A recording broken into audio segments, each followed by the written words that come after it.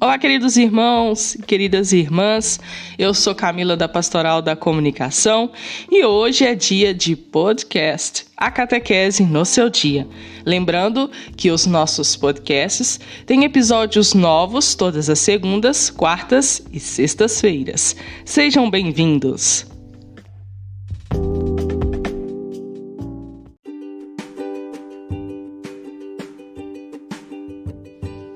Hoje, sexta-feira, dia 10/6/2022, mais um dia do mês de junho. E que alegria poder estar sempre gravando novos podcasts para você, nosso querido irmão e nossa querida irmã, que sempre tira um tempinho do seu dia para estar ouvindo. E muito obrigada por sempre compartilhar, deixar a sua curtida e o seu comentário. Deus abençoe sempre a cada um de vocês. Hoje nós iremos refletir o capítulo 8 do livro Imitação de Cristo.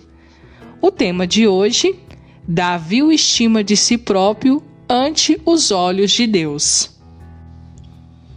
A alma. Ao meu Senhor falarei, ainda que seja pó e cinza.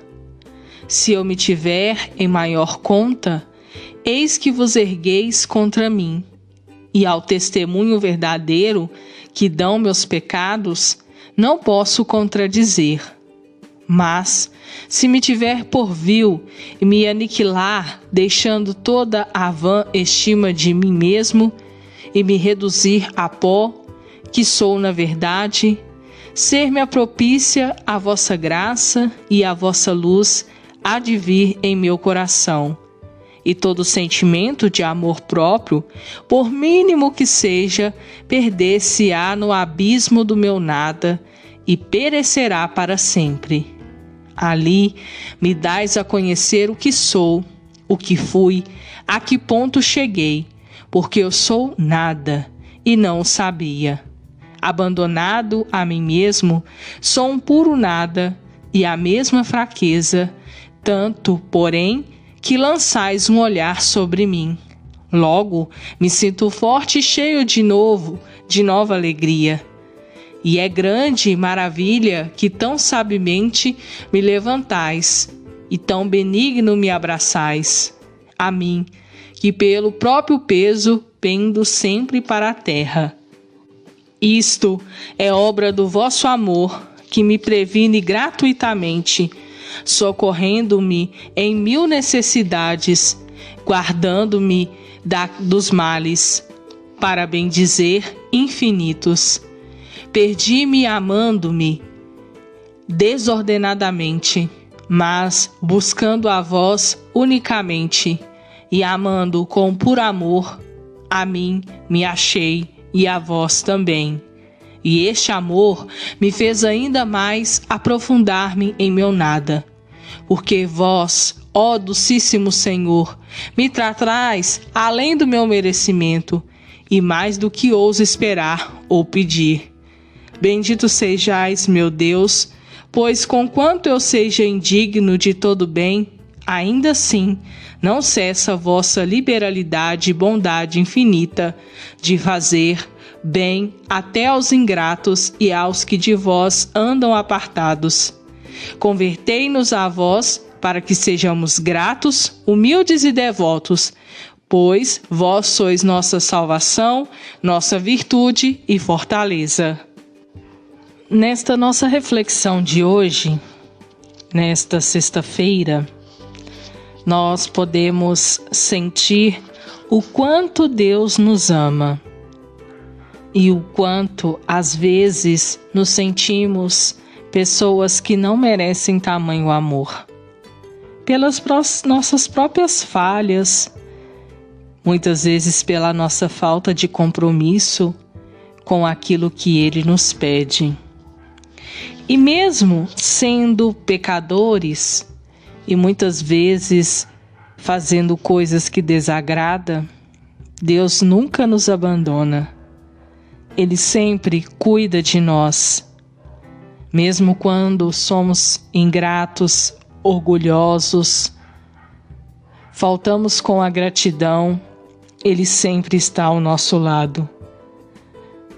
É a nossa salvação, a nossa virtude, a nossa fortaleza.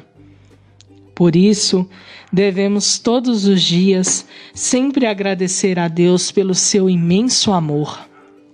Porque imagina se Ele nos abandonasse, como muitas vezes muitos irmãos e irmãs fazem se afastando dEle. Como seria a nossa vida se não fosse a misericórdia de Deus, se não fosse a sua compaixão, o seu tamanho amor de Pai conosco? E nós, às vezes, somos incapazes de perdoar, de compreender o nosso próximo. Muitas vezes nós fazemos isso. Temos essa dificuldade de perdoar, de compreender, de ouvir. E ficamos com tantas mágoas em nosso coração que vai ferindo a nossa alma, que vai nos tornando pessoas amargas, que vai fazendo com que nós ficamos cada vez mais isolados e sozinhos. Deus, na sua divina compaixão e no seu tamanho amor, compreende as nossas imperfeições humanas. Mas devemos buscar cada vez mais nos espelhar neste amor de Pai, porque Ele nos pede para que possamos amar o nosso próximo, assim como Ele ama, independente do que a pessoa é, independente do que ela fez, Ele o vê e reconhece como seu filho. E nós, como estamos agindo? Nenhum de nós temos o poder para julgar ninguém. Mas quantas vezes fazemos isso? E não pense que isso agrada ao nosso Deus, pois não agrada, porque não foi isso que Ele pediu para nós. Que possamos nesta sexta-feira nos colocar num momento de escuta do nosso próprio coração. Que possamos procurar a cura para a nossa alma, que possamos libertar do rancor, que possamos cada vez mais ser perseverantes na nossa fé e pedir a Deus que tenha compaixão de nós por tantas vezes falharmos, e que a sua graça e o seu amor esteja sempre conosco. Para isso, vamos procurar cada vez mais estar próximos do coração de Jesus, com as nossas orações, reflexões, meditações, retiros.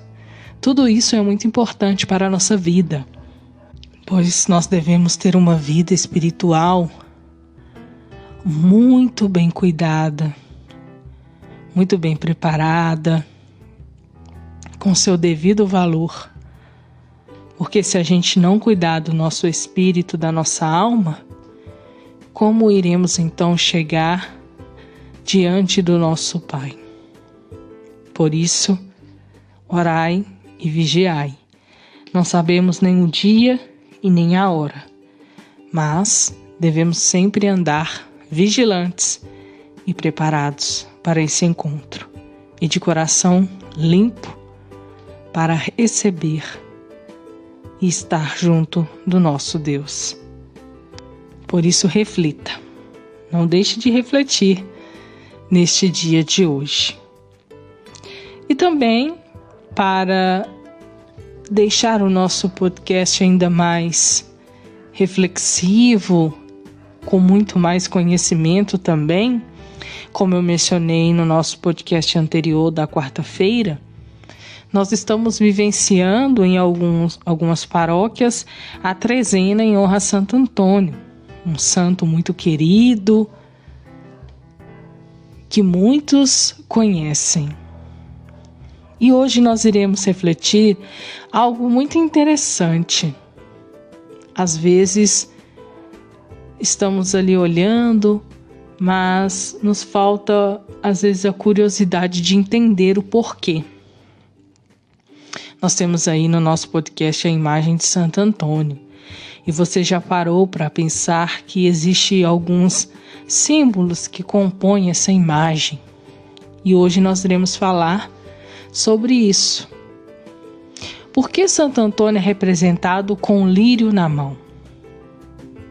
Nós vamos conhecer hoje o significado da flor e de outros elementos que aparecem na representação artística do santo dos grandes milagres. Santo Antônio é um dos santos mais populares da Igreja Católica. É conhecido como santo casamenteiro e fazedor de milagres. Mas não é só isso. Santo Antônio foi um excelente pregador e nos deixou pensamentos inspiradores sobre fé e humildade. Fernando Antônio de Bulhões, nome de batismo de Santo Antônio, nasceu em Lisboa, Portugal, em 15 de agosto de 1195. Pertencia a uma família nobre e rica. Teve educação cristã. Aos 19 anos, entrou para o mosteiro de São Vicente dos Cônegos Regulares de Santo Antônio. Mas, depois de um tempo, virou franciscano. Na volta de uma de suas viagens missionárias, conheceu pessoalmente São Francisco de Assis. De tanto estudar o Evangelho, virou um excelente pregador. Operou vários milagres e deixou uma grande obra teológica.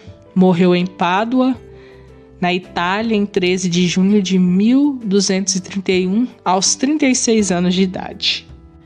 Então vamos refletir agora sobre cada um desses elementos que aparecem na imagem de Santo Antônio, a começar pelo lírio. A partir do século XV, Santo Antônio é representado com um lírio na mão. A flor lembra a estação em que Antônio morreu, primavera na Europa. Além disso, é uma flor do campo medicinal, ornamental e frágil, que pode remeter à natureza, à pureza, à castidade e ao testemunho de uma vida entregue a Deus. O lírio carrega um outro atributo, simboliza a natureza, muito valorizada pelos franciscanos. O livro, este elemento representa o Evangelho e a sabedoria de Antônio, o pregador que reuniu multidões. O hábito franciscano, este elemento sempre esteve presente na representação artística de Santo Antônio, no século XV. Entretanto, apareceram algumas representações do santo com um hábito cinza, dos penitentes ou mendicantes. Porém, o corte tonsurado do cabelo sempre esteve presente e com o mesmo significado. O menino Jesus representa a intimidade de Santo Antônio com Cristo e sua devoção a Maria.